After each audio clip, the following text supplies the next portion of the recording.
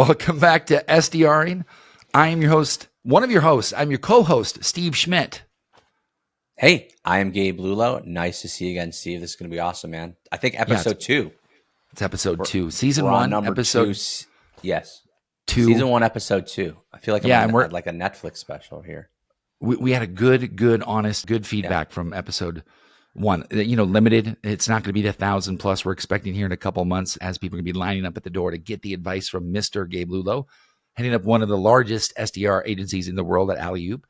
I get to see a bunch day-to-day. Gabe, I got to tell you, before we get in here, today I kind of felt like a G. I was, sipping coffee early this morning. I was kind of playing around, looking at some LinkedIn DMs. And I always organize them, right? So I'm always starring them, tasking them. And I looked like from 3 weeks ago, and I was like, okay, there was 4. This guy asked me for something. I gave him the vidyard, right? Yeah. And he didn't respond. And I came back to him again. And the third time, I was like, I came back to him. There's no response. I said, you know what? He gave me his email. I'm going to email him. Email said, hey, Steve from LinkedIn is the subject line. Steve from LinkedIn. I just said, hey, maybe this will work better. I know LinkedIn DMs are a dumpster fire. He said, thank you so much. They are a dumpster fire. And then he said, hey, by the way, where are you priced? I said, da-da-da. He said, interesting. I have a question. And I responded, and he said, I'm CCing my assistant. She'd like to set something up for Friday. And so I was like, there you go. I was like, I still got it on a daily basis, finding out those things where like we wish and we hope that we can teach someone to do that. It's really hard to get SDRs to want to see the benefit of being that organized when you're early on, because it just feels like work. You're not getting any of the good stuff. You're only putting in tasks, right? Yeah.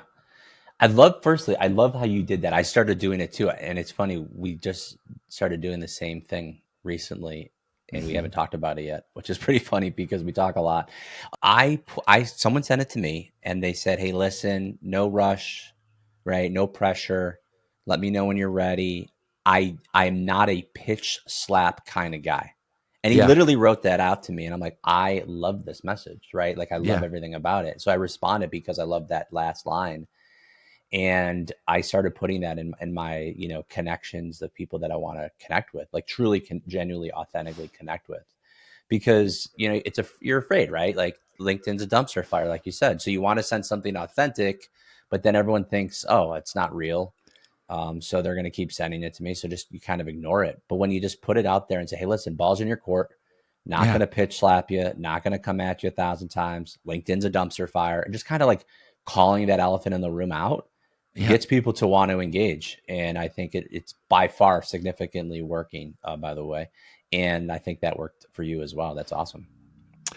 What's really interesting is content. We talk about being powerful. We're doing right now, right? We're spending an hour out of our day to record this, not so we can listen back to it on the treadmill. Trust me, like it happens, right? Got to critique myself and Gabe and text each other and be like, oh my God, that was kind of good. Actually, like, I'd kind of watch this too, or whatever that is. Right. But pushing it forward to say, like, I think one of the toughest things is I still want to pitch them. Like, And I've got data here that says, I thought this would be interesting. 24% of the customers from year 1 Magnetic came from DMs, meaning a response was originated from an automated cold DM.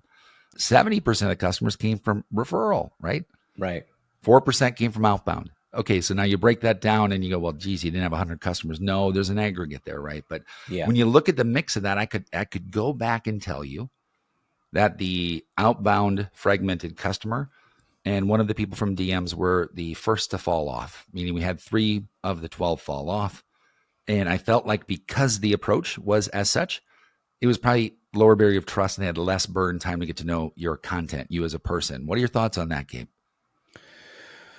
Well, content right now is massive for us. And we have also a very big outbound motion internally. We call it a home team internally, right? We drink our own Kool-Aid, we do our own things. And it's great because it does the sales for us in the first minute, right? When an SDR calls you from us about us, it's a true judge of what it is that we do. Yeah. And it's funny, like, a lot of times we're getting on a demo and it's like, well, the reason why I got on this call is because your SDR was so good. And if they're that good and that's what you do, I needed to learn more, right? Like, so that's essentially our message. I think content's very much the case in your world, right? Like your content that you put out, you're promoting doing content for people. So that has to be amazing. And I think that's probably a big resource for your inbound, like you mentioned. Well, listen, though, I mean, I'll take your outbound people all day long. Do not get me wrong. I mean, I get what you're saying. Yeah. I love that when I had the outbound agency, the SDRs would come back and say, like, well, they said, like, if they're as good as you, like, we have to have you. And I'd be like, but they're not as good as you. And that's why. And they're pretty good, right? But they're not as good as you. So dang it, you know, because we had our AEs doing outbound, and so they were really good. Yeah. And I remember thinking, like, oh, you know, and it's kind of like people come in here and they go, man, I want to have the results you do, and I'm like, okay, cool, do it for 3.5 years nonstop, and do it when it's not fun, and do it when it starts to suck a little bit, and you're like, man, this has been 2 years. This isn't quite as much fun anymore, right? But I mean, to your other point, like content to me. It's amazing with what's going on from a recruiting standpoint. People are being attracted to our company left and right because they know what we're doing. From a client perspective, it's very significantly has grown our opportunities for sure. You guys hear about it all the time. The trust they show up there. to the meeting, right? And they're coming in and saying, like, hey, like, that's not why they're there, but they're saying, I saw your content. Oh yeah. Or they're in the public, they're in the pipeline, and they see it while they're in the pipeline, right? For sure. And before, like, instead of just sending over a case study between when you book the meeting and when the meeting is supposed to happen, we don't do that anymore.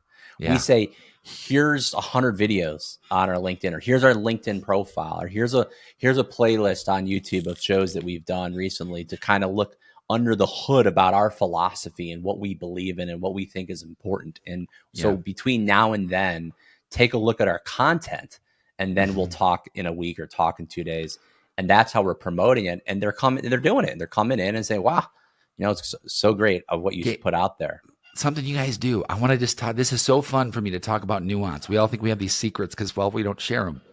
So it's hard to learn. You guys have a Zoom video. I love waiting for you to show up to Zoom.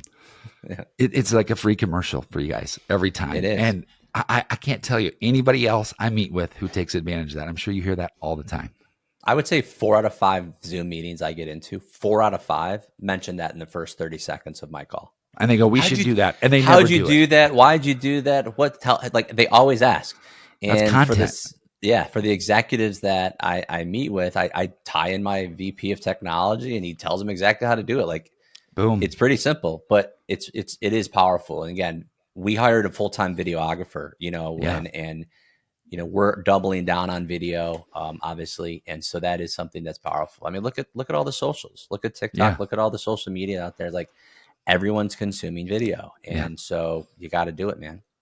You got to do it. Now, okay. So you just heard it, guys. If you want to know, you got to see this. They got to book a Zoom meeting with you to see it. If not, like we'll get some B-roll in here of this, because if you saw it, you'd be like, oh my God, there's a free billboard before every Zoom meeting I have, and I'm not even taking advantage of it. The other thing I found was when I have a podcast, what I'm doing is before the podcast, the day before, it's not, hey, reminder, it's a reminder. And by the way, here's the details, right? I really look forward to it. By the way, here's the link if you want to watch other episodes, because you're probably cramming, because if you're anything like me, you forgot this thing was even happening.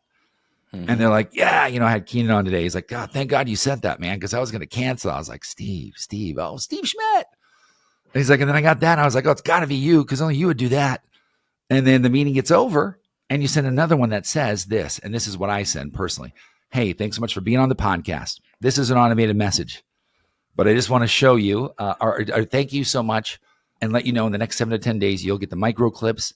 They're yours. And if you know anybody who would have, that's my referral chance, right? Right. And so I'm using that to say, thank you. I'm going to give you something, and then you might give me something, and you might not even do it till you're reminded when we give you the videos. You might go, oh, thank you. Oh, that's right. Hey, Gabe, you know what? I thought of this person. Yeah. And that's that golden moment where referral opportunity, content, people who aren't doing it show up and they get a good discovery call, right? They probably listen to the gong call, but you can do that too. You can do all of it and be the best fucking sales team in the world, right? Yep. Like you guys. Thanks, man. Yeah, that's pretty cool. I just gave you a big compliment. That's good. We just called ourselves the best sales managers, CEOs, and sales teams in the world on our own podcast. I feel like Jake Paul. Oh man! Can we talk about that for a second? This guy's fighting Mike Tyson. Tyson's going to get him, right? He is going to fuck him up so bad. 100%. 100%. He's got old man like energy. Dude, Tyson is going to crush. He's never not crushed. He's going to absolutely crush. And everybody wants him to crush. That's the thing, is like everybody just wants to see Jake Paul, who, like, oddly enough, if you really go back and take the time, if you're older like me, and, oh yeah, he started on YouTube. Like, he was a YouTube creator in his mom's basement. Yeah, literally. And then came everything else, which goes to show you, like, oh geez, like that guy's fighting Mike Tyson.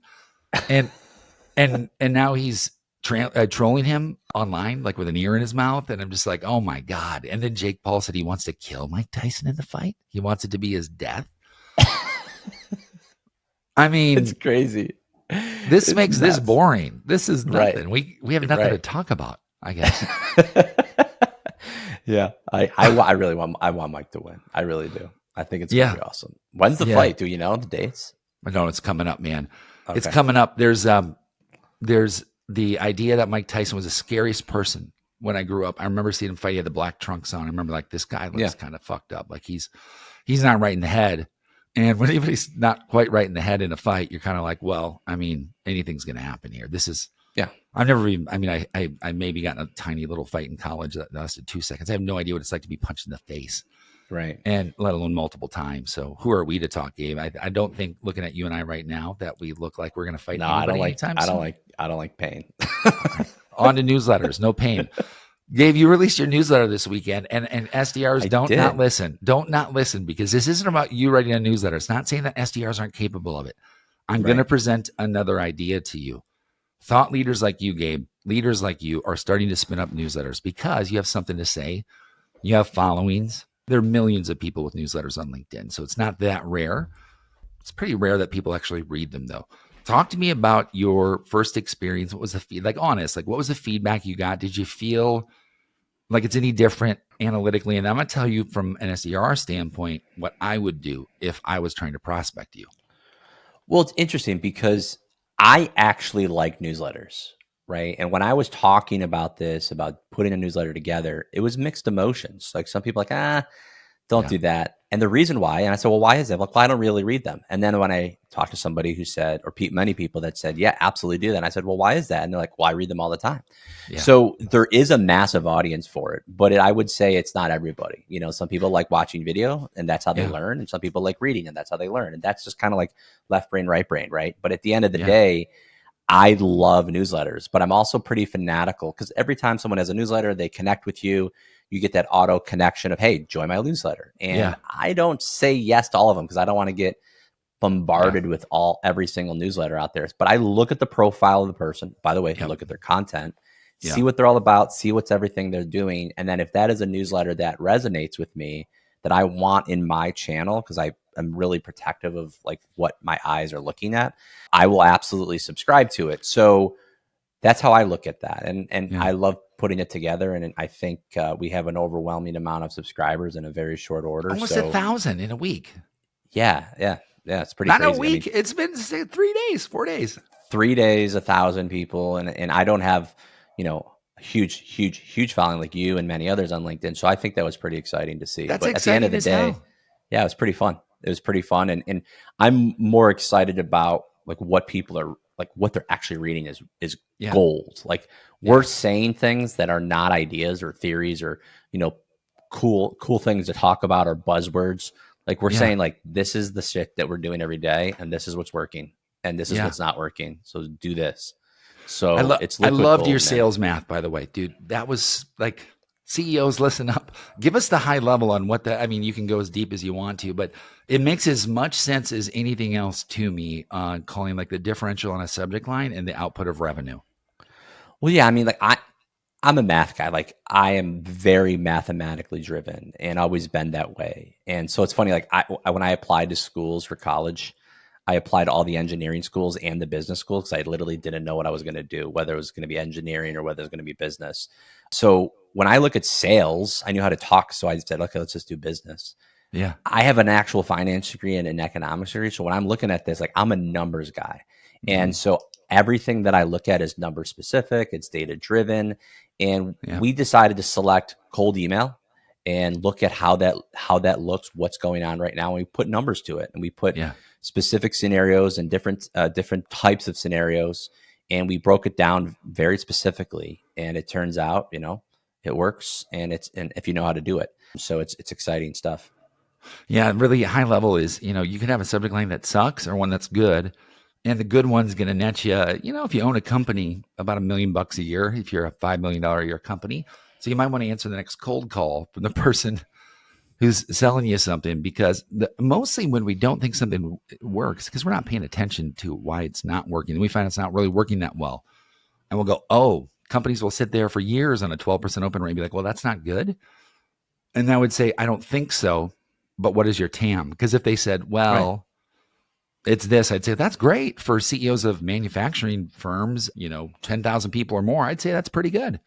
Absolutely. And so we always have to say it depends, because the second we say as an SDR, like, that's bullshit, I'd have someone else be like, I use only AI emails and I'm a millionaire. And I'd be like, and he's right too.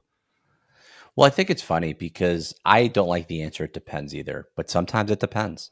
And, in my scenario, like when a company gets on the phone with us and say, well, every question, I can tell you how many appointments can you book? That's the guaranteed question. There is not a meeting that you will do in our world that will not be asked that question. 18, and I will tell 000. you, it always depends. And my answer is always the same, but here's the deal. When I tell them the answer, they totally understand what I'm saying, right? Oh, can I tell you my old answer and you can score me? What's your answer? Depends on three things: the quality of the data. Yep. The industry, or I said that the IC, the title we're calling into, and the availability of that data, and really the toughness of that persona. Yeah. And then the person, the SDR. And then I'd say the fourth one we can't control, and that's you, your product. Exactly. And, so is that the same sort of pitch, just done differently? For sure. I mean, we go to, instead of the quality of the data, I also say the amount, right? Okay. So the TAM, like if you have a big TAM, right, there's going to be that's how we just narrow it down from there. So we just do the math. But a lot of the things you mentioned, of course, the reps abilities, the competition landscape, we had a situation where, we booked 35 meetings with one SDR in the first month of going live. And that's a really good, by the way, really good. That's number. Really good. Yeah. So 35 meetings booked in one. Well, here's the thing. Guess how many of them showed up? One. All of them. No, it was about 5 people showed up. You can't control that. Yeah. But here's the deal. Like in the meeting with the client, I said, listen, your website sucks, right? There is no content. You have no social presence. There's nothing branding this company right now. So here's what's going to happen. We're going to book a shit ton of meetings, but the reality of them showing up after they do research, pre-call research on your company is going to be very, very low. And we were, you may as well have a Gmail address or something. 100%. Well, they beefed it up and they started doing some things, and this was a while ago. And so they started doing some things, and now, we have a 75% show up rate. And so those are things that, it takes two to tango, I would say. So how many meetings versus when they ask you that question, like there's a lot of variables in that, including a lot on your side of the house too. Yeah. I see the most content viewed after the first meeting, and whether that's an email being sent or me hearing from the client that, hey, or I'll get the connection request, like you have the first meeting and then like, you move that pucker from proposal to commit when you get 6 other people from the company who view your profile and connect with you. Right. In like 2 minutes, you're like, commit. At least in the outsourced SDR world. Now, keep in mind, Gabe, I was doing content, and that's one flagpole in my life I got to plant down. I think I did it before any other SDR agency owner did. And it's the only thing I've done right in my life, pretty much. Yeah. But, when you can do that, and there are other industries, there are whoever's the first to that thing. So whoever was the first one to cold call people probably got really fucking good. And they're probably like, wow, everybody's picking up, because people catch on and then they grow immune to you, right? So for example, I hear about, SDRs go, well, yeah, I prospect on Reddit. I'm like, do you really? Because it's really hard. It's easy to say in a LinkedIn post you do. Have you ever gone through and trying to figure out, you got to connect with the person that you don't know their name, their XYZ69er at zengenheinger.com, and you're like, who are you? Right. And really they just want to get on there and tell you to fuck off. Yeah. And then you go to Twitter and you want to go cry and run home. And I'm just like, right. Are you guys really? I mean, because I'm asking you, are SDRs in your agency effective on those channels? I'm not seeing it in real life. No, Okay. not at all. Thank Not you. in B2B. Not at all. We don't do anything from a social perspective other than LinkedIn. I mean, we're focusing on B2B in the majority of our world in it. And if not, we're doing, inbound if it's not B2B. Yeah, you But may as well sit on Quora and just like crochet the whole time. Like, what are you going to get done? Just look at people bitching? No, it's not. And it's funny because LinkedIn is actually pretty positive. It Has to be, compared yeah. to other it's absolutely insane in how positive it is. I don't even want to be in other socials because how negative it is, but LinkedIn's pretty positive. There's some hairy scenarios sometimes, but all in all, it's a really positive platform. Yeah. Well, and let's admit it. If you went onto Facebook and started like podcasting from your bedroom, your friends would start to be like, it's cool, but they'd make fun of you, right? At first, Right, like in sure. LinkedIn, they make fun of you behind your back. And they're like, Yeah. and then it works. And they're like, hey, Gabe, how did that work? Do you mind sharing some tips? And that's one thing I've always loved is like being one of the first ones, not in the world to do this. We're not like, but if you went on now and looked at SDR podcasts, there's some really good people who are on YouTube talking about things, but nowhere near the area of like, if you wanted to become a YouTuber, you get lost in a sea of a million people who have really good videos on how to make your first YouTube video. And guess what? Because you're on YouTube, right? Just like on LinkedIn, like here's how to write your LinkedIn post. There's a lot of LinkedIn ghostwriters. Well, yeah, it's LinkedIn. Those same ghostwriters go over to YouTube and shit their pants and go, what do I do? Where do I start? Yeah. How do I edit a video? How do I make a short so everybody watches every millisecond because every second of every frame counts? And that's where, and SDRs, hopefully you're still listening, like get good at that. Get good at making shorts and be like, you know what? My cold call is pretty good, but my shorts are sick. Mm-hmm. And when I make a short and I just put it out there, I can word it such a way that I just kind of figure out what to say and I put it out there and all of a sudden I get 50,000 views. I'd be like, okay, that's great. Like, and then follow that up with emails and cold calls because now you've raised awareness. And now when we cold call, this is the thing, liquid death. Did you know the story behind liquid death? No. Dude, get this. Sorry, you were going to say something, but this might even change what you're going to say. I'll be quick. Liquid Death. No, I'll remember. The founder of Liquid Death worked for Gary Vee, Vaynerchuk Media, head of creative. Yep. Resigned because he had this great idea where him and his friends got together for $1,500, got an aluminum can, came up with a graphic online, paid a person on Upwork to do a liquid death model. And they said, I think the world needs this. And so they went on Facebook, created a user group and had 80,000 people within 3 days like their page. And then within 2 weeks, they had people calling them saying, people are asking for your water. Can we buy it? They said, we don't even fucking make water, man. We don't have a company yet. And so then they had to form the company, go raise money. They had the proof of concept. That's and they're like, give us $3.5 million. There's people who want it. They're like, how do you know? They said, we have $3.5 million in orders and we don't have any fucking water. Anyways, so there you go. That's one hell of an SDR. Supply and demand. Yeah. There it is. So that's it's the interesting. story. Like, no, that it believes this is exactly my point. Like, I think we talked about this last episode, but we really just touched on it. Content for SDRs. Like, people are like, oh, well, my job is just to cold call and email. Yeah, your job is to attract meetings. Yeah. Your job is to attract leads and qualify them. So you're a mini influencer. I don't even like saying the word mini. Like, you're an influencer. There's a lot of people right now on LinkedIn, and I don't want to say names because I'll leave people out, but there's a lot of SDRs that are on LinkedIn that have tens of thousands of followers, more than you and I combined. Oh yeah. And they're doing short videos of just them cold calling and they're crushing right now. Yeah. And it's very cool. And I like it. And it's fun. They'll never not have exciting. a job. 100%. But yeah, I mean, just getting in front of a video and making cold calls is just a great way to start being content creators in this space. That's how I started. 100%. I think I started recording cold calls and being like, I'm going to share these out.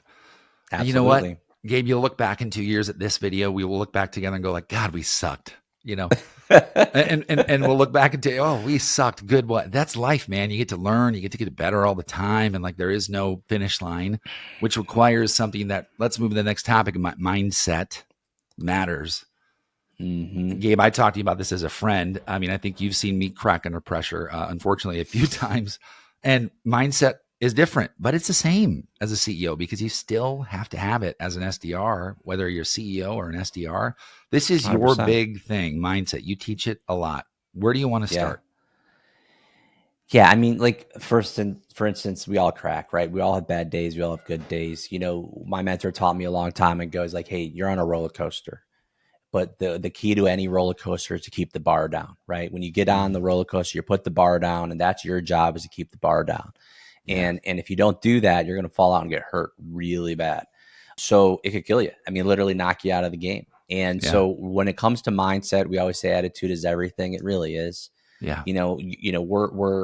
We do a lot of sports analogies. We do a lot of looking at sales as a game and as something that's fun, and playing the game, knowing the rules of the game, and making sure that your head is on straight is the biggest thing. When we're evaluating SDRs, it's really tactical talent, like your abilities, and then your mindset. It's really that simple, right? Are you actually, it's three. It's metrics too. So mindset, metrics, right? And then abilities, and in that order. Because if you don't have a good mindset, you can make 100 calls a day, nothing's going to happen. But if you make 100 calls a day and you're really talented, which is the last thing that usually catches up on you, that happens by osmosis, by trial and error. But at the end of the day, mindset is the biggest thing that we train, or at least talk about on a daily basis, bring people in to talk about it. It's so important in sales. Speaking of mindset, I can't believe I kept my face straight the whole time. I've got like thriller lights going off over here. My blue lights are like shorting out, and I was just like trying to be serious. I'm like, oh no. I'm living in the movie Psycho while I'm listening to Gabe talk about mindset. We'll fix it for you. Mindset is something, Gabe, that I think that with a lot of work in the last year and a half, I've felt myself get better. This is something personally that I take upon myself, where for me, and I'm gonna reveal some demons about myself. I've always had this thing that when I get pissed, you don't know it on the outside. Inside, my blood is boiling. Oh yeah. It feels like my limbs are going to explode. I'm a highly emotional human being. Like, I will tell you, like, I have this Italian attitude in my life. Like, I'm very emotional. Now, holding that emotion and being patient and being calm and is a very much practice talent, I guess I would say, is something that I've been working on my entire life. I'm a highly emotional guy. And so just how I am. But yeah, like I said, keeping that bar down and being very self-aware of that helps a lot. It helps the more you go up too in life. Go up meaning grow up, right? So you get older. Yeah. Maybe you get a bigger job title. I will say that the one thing that I believe is that relationships matter in life, much how they matter in business. And if you're good at them in life, you're going to be good at them in business, more than likely. And if you're good at them in business, you'll be good at them in life, because they're kind of the same, right? You be honest, you kind of do what you say you'll do. It's the fast, sleazy salesman mentality right from yesteryear of, oh, you come in and sell me hard and then nothing works out and then I hate you because you promised me the world. And I don't think we live in that place anymore where you can get away with that as easily. They can find you online, Gabe. I mean, if you guys were selling snake oil at AlleyOop, I mean, you're right there. I mean, you'd have people firing away at your comments. I also think that that's a place, though, where much like SDRs get rejected, I will say that SDRs who create content get doubly rejected sometimes, because you also create content and some days you feel like, it just doesn't go anywhere. You hope those days don't happen that much, because then you kind of feel like, oh, shit. What if that happens 2 days in a row, and then 3 days in a row, and then if my content doesn't do good, then nobody will see me. If nobody sees me, then nobody will buy. And if nobody buys, right, man, I'm really screwed. And then your content really starts to suck, because you start downward spiral, selling through the time, just like on a cold call, like your head's going down. You're like, this is not going to work. And if this doesn't work, and if this person's just like the last person, Gabe, I'm just going to do this whole thing where I go, hey, Gabe, this is Steve Schmidt. Yep. Okay. Yep. No, yep. Zoom in. I got you. Okay, bye. Yep. I'll take it off the list. Yeah, exactly. And the difference between that call to me is the same person, or the same call happens and a different person goes, hey, Gabe, Steve Schmidt calling. I'll be super quick. The reason I called is you're a CEO. You work for AlleyOop. You're in a vertical that our solution does great at. Do you want to take 2 more seconds to know what problem we actually solve, or do you want to hang up now? Right. That's a different command. You absolutely nailed it. Here's the deal. You can know what to say and be super talented, like we talked about. Like, we can train your skill set and we can teach you exactly what to say, but more importantly, what not to say. Yeah. That's the words themselves or the skills. However, the mindset equals the tonality. Yeah. Right? Yeah. Like your tonality, which is what you just laid out, like the way in which you're communicating, the energy, the tone of voice, the speed of your voice, your intrigue, your excitement, your enthusiasm, Yeah. that is fully linked to mindset. Right. And so what we say is you got to master the mundane of cold calling. Like Yeah. it could be extremely mundane to cold call for sure. However, if you master that and it's all about your mindset, you Yeah. can be extremely lethal. So I like what I have sometimes when I get on, I don't do my first call until 9:15, but between 8 and 9:15, I'm listening to calls. It's on play. So anytime someone picks up the phone, automatic. So I'm just listening to calls for an hour and while I'm doing emails and getting Oh, my that's how you day start your day, organized. listening to your team. I start my Love day it. for an hour and 15 minutes. Literally, instead of listening to a podcast, listening to music, I'm literally listening to live calls happen in Hmm. real time. And it automatically is doing that on Sonos speakers in my office. My Yeah. wife thinks I'm nuts. So I'm doing my stuff to get ready for my call, but I'm listening to that. And as soon Yeah. as I hear someone's tonality, like just in the shitter, I immediately call them up right away. And I said, dude, we need a mindset check on this because you Yeah. sound like literally that you are just bored out of your mind.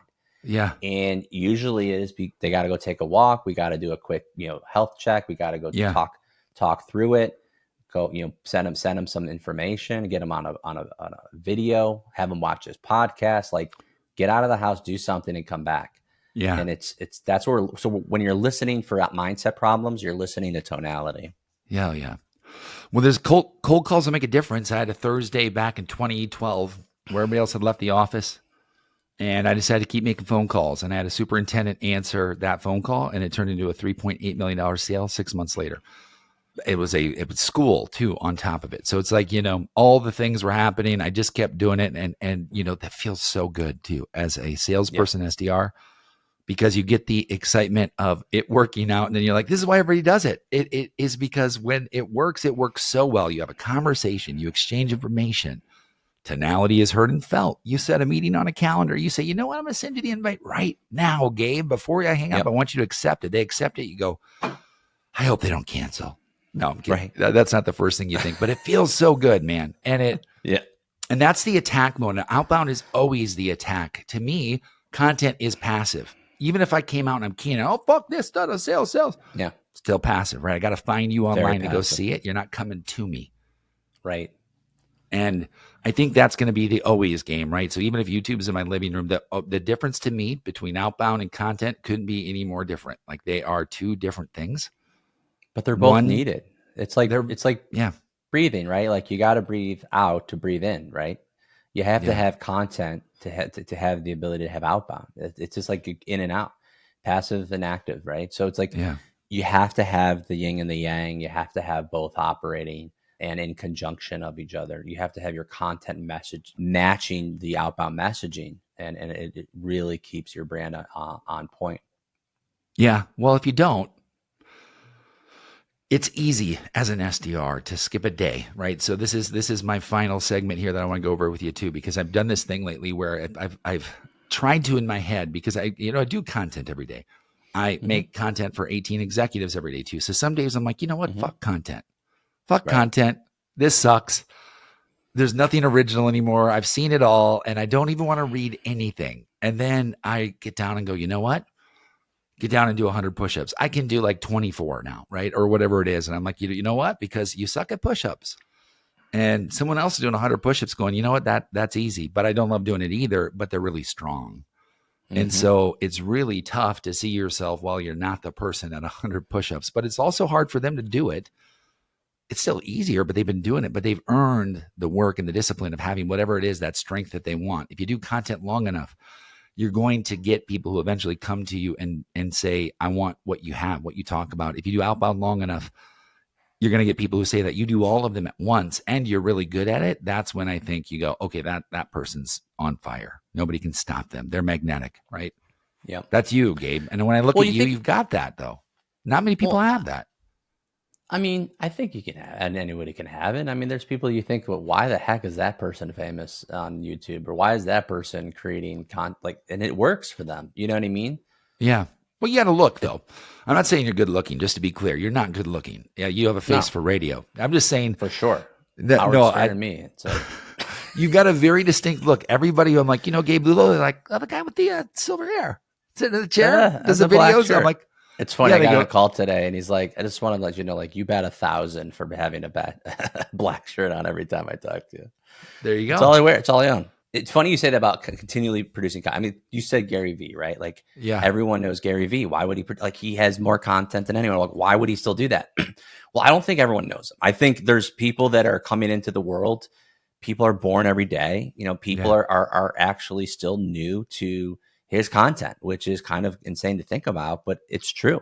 Yes, people wouldn't even know what he's trying to sell them either. They're like, what does he even do? Vaynerchuk Media has nothing to do with most of the people who know who he is, right? I was watching him literally on Wine Library TV, and he was just tasting wine. Yeah. You know what I mean? Like, so like I actually used to live in Northern California and was really get into the whole wine scene. And I was watching him literally taste wine on YouTube. Yeah. And then he left YouTube and then he came back. And so I've been watching him forever. But at the end of the day, like, why is he still producing so much content? It's because people are still, coming into the fold and learning about him for the first time. And what the most relevant posts are, I think, more important than what he did years ago. So you got to keep doing it, man. Keep doing those push-ups. Oh, man. And if you're niching down on anything, this is where I'm thinking. I've been studying YouTube about 4 hours a day, Gabe. And so I don't know who else out there has studied it, or maybe as a master and could teach me. I'm really immersed in YouTube in terms of like going like, I don't know anything about it, right? So I've just admitted it and going, man, okay, here we go down the rabbit hole. My fear is always like, okay, now I don't want to take a lot of time on LinkedIn too, because now I'm doubling my social platforms, right? I'm like, oh man, there's only so many hours in a day. So I automatically said, okay, I'm not going to log into Instagram. I'm not going to log into TikTok. I'm going to study YouTube and not forget about LinkedIn, because I love LinkedIn. It's there. It's been obviously very good to me for years, and I want to be good back to it and be a part of its ecosystem. And so I think it's, even at the age of 46, as a CEO of my own company, successful or not in your eyes, like I'm still learning new things. I'm still learning like, hey, I'd learn to love how to edit video good, or at all. I'd love to learn what is the secret to get a YouTube to almost automatically get 10,000 views? I sure as hell don't know, Gabe. We're going to be dancing around the streets if we get 1,000 views, but there's formulaic things, just like the framework to a cold call, like the framework to an email, with those people who are like us and geek out about that. It's out there. And so my message to you is, dovetailing off mindset, is there's nothing you can't go get right now. And it's pretty much for free, whether it's a sales methodology, 100%. Whether it's getting inspired, go get it. The world is yours. Nobody can pretty much say that they can't access it now, because if you have a smartphone, which most of the world does, and a plan, you can get to YouTube. And YouTube is going to unlock the world. You can learn AI from MIT for free online. Right. You can get a GI certification. My 72-year-old father-in-law is getting a certification to MIT right now, because he's like, why not? This is amazing. He's like, we could have never done this when I was a kid. So I just go, man, holy shit, it is amazing. Drink it up. Because if you're not, and you think you want to be the best, guess what? Someone else is sitting up there making the next great video about cold calling, making the next great course, and say, you know what, Gabe, high five. I've loved being an SDR at AlleyOop. I'm going to go open my own thing and go do this. And they're going to hit boom and upload, and they're going to get 40,000 views and 4x Gabe's salary. Yeah, 100%. You're absolutely right. I mean, we have the most accessible knowledge available to us in the world right now. I mean, and I think it goes back to mindset. Like, is your desire wanting to be the best in your space? And if your desires, you want to be the best in your space, then the information available to you to do exactly that is completely unlimited and accessible. And so, but if the reality is not everyone wants to be the best in their space. And so if the mindset is, I don't have that desire to be the best or to be top 5, that's the problem. It's not the lack of information. It's the willingness to want to be an expert at your craft. And that's okay too. Maybe they're really good past. Well, you know what? There's going to be nothing's good wrong with it. Everything I'm just saying, on YouTube. Nothing's wrong with it, but there's been a time for most of our lives where you want that, but you were having to do so much money, investment, and cost to get the information to be there. I see what I'm saying. Yeah. Yeah, you couldn't say I don't know how to do calculus anymore because you can go on YouTube and learn it. You can't say Right. you don't know another language. You don't need to buy Rosetta Stone because it's on YouTube. Honestly, and I'm going back to the newsletter thing because I'm just now realizing I didn't loop out on that. By the way, as an SDR, if I was prospecting to Gabe to sell it, what I would do is subscribe to his newsletter. Every 2 weeks, I would fire him 2 or 3 sentences specifically about what that newsletter did for me. And I wouldn't say anything about buying my product. And eventually, Gabe would drop some sort of knowledge that was so easy for me to pick up if he was truly trying to solve a problem that I'd be like, hook, line, and sinker. You said this. I've been following your last 12 newsletters. I guarantee nobody else has. He's going to say, I'll meet with you, man. Because I take time every 2 weeks to write that. You took the time to follow it. There's devil in the details, right? And so if I was an SDR, I would definitely be following Gabe's newsletter. And the hint here is go out and find those people in your spaces who have newsletters, long form blogs, longer form pieces of media. It doesn't always have to be a LinkedIn post, and then use that. And then, flatter them with that, follow them with that. And because flattery will always work, and you get very informed when you start to follow people on a consistent basis. So that was my little SDR nugget out there. Is maybe don't make a newsletter. You could, right, and try and carve it out in your space. But I'd rather follow the newsletters of the people I'm trying to follow who maybe have more experience and thought leadership in this space. Yeah. I mean, just a quick fun fact. What we went with the newsletter over the weekend. It's Tuesday right now. It doesn't matter the exact day and time because I know this will be posted later. But from a Saturday posting to a Tuesday, as of right now, which 1.5 business days has passed, and 5 SDRs are now on my calendar for interviews that want to meet here from the newsletter. That's amazing. So, I mean, and of course, we have client conversations happening too, but, those are just more, faster results. But at the end of the day, like 5 people say, hey, I read your newsletter. Can I work at your They want to work for a leader like you. They want to they want someone to talk like that once in their life, let alone every other Sunday or Saturday, right? Yeah, exactly. So, Hunter, I think newsletters, if you're an SDR, you can use newsletters as an opportunity to find a great gig. If you're looking, there's a lot of SDRs looking right now. Yeah. And then secondarily, if you want to prospect into those companies, it's a great opportunity, to your point, to get a meeting booked with a high-level executive who has a newsletter. It'll be definitely the best way to go. Yeah. Nothing flatters an author more than someone using their exact words and talking about what it meant for them, because they know not only did they take time to read it, they go, God, I took the time to write that. You took the time to read it and tried to understand it. Right. So few people will do that in the world that I think if you did that, even if you almost copy and paste it and said, this is what it meant to me, you're going to stand out. So I think it's golden. Talked about Keenan with the same thing. They say, hey, Keenan, when people try and sell you stuff, do they use gap selling? He goes, surprisingly, no.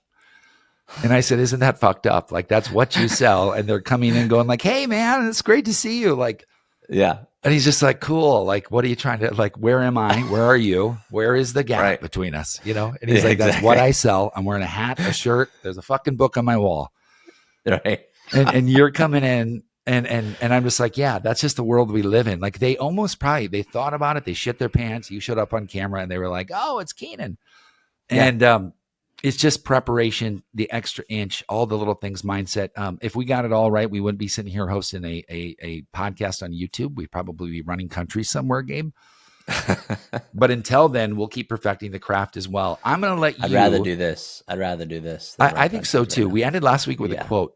Think of something from this past week. It doesn't have to be a quote. Think of something that blew your mind in the last week and share it with everybody else. And it might take you a second. Something that you heard and you go, holy crap. Or something that you saw and it just blew your mind. I didn't realize that there was 9 social media platforms out there. 9. I mean, like, that's 9. Like, that, I couldn't believe it. I can't list them all out, but there's apparently 9 social media platforms. Because there's a lot of turbulence right now with TikTok and a lot of things happening in social. Like, that is a lot. So to your point earlier, it's like, I'm just managing, LinkedIn and YouTube. But if you start listing them all out, there's a lot that's out there. And so my point is pick an audience that you want to attract and then focus on the one that is the best for that. And that's what we're doing. Obviously, we're in enterprise sales, but LinkedIn is our home. YouTube is a great second, but 9 is a huge number, don't you think? Yeah, that's a big number. It's uncomfortable because I just want to know and learn them all. And there's only so much life to live. And I'm like, I got to get YouTube down, and I got 7 more to go, Gabe. Come on, man. Like, I don't want, yeah, exactly. So I think, spending your time wisely and creating the content and doing the things that we're talking about is the way to go in this one. But I just was kind of impressed by that this week. Devil's in the details. Something I learned. I watch a girl who makes a coffee podcast on YouTube. Okay, so we're talking, her and her husband were like, we love coffee. Let's get a video camera and make coffee, whatever. And then they won the 100,000 viewers thing, and they got the YouTube thing, and they got the million. I'm like, fuck, you just make coffee, man. And they said, it's so specific that we learned when we analyze our watch times that we had one video that dropped off the very last second by 43%. And we thought, and they only had certain many views, and they said, let's edit that out so we don't get penalized for the drop of watch time. Because whatever it was, like, it fizzled out. Like, it didn't last. Right. Because you have to be like, on YouTube. You cannot let people drop for a second. And they said they just went in, edited the last second out, had 1.6 million views the next day. Because the drop on the time, like, nobody dropped off it. So now it's scored it as a perfect video, and it went right to the top. And they said, if you learn the algorithm of LinkedIn, the algorithm is the audience. But what they do know is what a good post is and isn't. They know the structure and the context. They don't look at your post. They said, get this right. The algorithm is nothing more than the first few audience members looking at it. That is it. Yep. And if they like it, that's the algorithm. It is not, oh, now we go to people with this decision maker title. Nope, it doesn't do it that way. Do the first 6 people like it? And if one of those 6 people too, great. Now there's 12 people. Do 2 of those 12 people like it? And that's the algorithm as it branches out. And that, to me, reminds me that algorithm equals audience. Yes. I don't like the algorithm. Substitute audience. I don't like the audience. Really, you're saying is, I don't like the way the algorithm does with my posts. Well, you're saying, I don't think the audience likes my posts, and maybe I should write differently for them. And then the algorithm will magically change. And so it's just a good reminder that nothing is completely out of our control. And there is no algorithm that's smart enough to know where to put your post. It is just going to start putting it out there. And if people like it, it'll keep going. To paraphrase it into a sentence is what I'm hearing is make great content. Yeah. If you just make great content, your audience will like it. If your audience will like it, your algorithm will get it to more people. It's just a never-ending cycle in a positive way. Yeah. So if you make great content and you take it seriously, obviously is the first key to doing anything great, then you're going to, you're going to break the algorithm, work with the algorithm. I don't know how to say it, but the algorithm is going to work for you. You know what I mean? Dave Ramsey, algorithm works pretty well for him. He's one of the old YouTube G's, man. He's like, that's where I got my start. He goes, yep. He goes, you think it doesn't work? He goes, man, I'm Dave Ramsey, man. He goes, I own the world. Come on. Exactly. And he used to have cassette tapes. I mean, he's old like my dad. They went around in the 70s 100%. and 80s and sold cassette tapes and go speak in hotels, smoking cigarettes. And I got to get a copy of this cassette. Come to my hotel room. I'll burn you one. Like, woo, let's party. I'm like, holy shit, we're living in a different time. Remember burning CD-ROMs with an external CD-ROM drive? Myself. Like leaning back. When I got my external CD-ROM drive, I was fire, man. I was so excited. Yeah, people would come over and burn it. I'm like, it's gonna be like 2 hours. This could be quick. They're like, 2 hours is all. I'm like, that's it. Remember, like when you this is fun. Hey, remember then when we were walking uphill? But either way, like I remember like making mixtapes like on the radio. And like the radio, like, DJ was like on the first 5 seconds. And then like on the end, you know what I mean? Like you're hitting play and hit record. I requested for Melissa in 6th grade when we knew each other. I requested a song and recorded, because you'd want to get the song you requested. Yeah. So he'd listen to it and he's like, oh, right, coming up soon, Cinderella. After the break, you're like, Cinderella, that's me. Yeah. And I'd sit there, you're in bed and you're like, and play record. And then you play record just right. At the same play time. Records. Yep. And then it wouldn't. Oh, son of a bitch! The tape. There's no tape left. It wouldn't go down. Yep. And so 100%. And you don't have another tape. You're screwed, man. You can't run down the hall, open up the hall closet, find a bunch of cassette tapes, take a pencil, stick it in one. Kind of wind it back. That's the true definition of a mixtape. Now we send playlists on Apple Music to each other. Right? Yeah. Oh, it's amazing. And those people were probably started on TikTok. That's the thing, is those artists were probably born on TikTok. Hey, man, I'm in love with it. We live in a crazy time, but, if it's up to me, I'm not going anywhere anytime soon, Gabe. So thank you to everybody who listened to us. This is the second episode of SDRing. Gabe, give them some parting words, brother. Well, I just want to say, speaking of mindset, if you're listening to this, it's probably because you're in the sales game. If you're in the sales game, you probably got hit in the face a bunch of times verbally with no's. Shake it off, get back on the horse, and make sure your tonality is high and exciting and enthusiastic, and you'll have a good day. There's no crying in baseball. That's my saying. That's right. Everybody, peace out. Be good. Love it.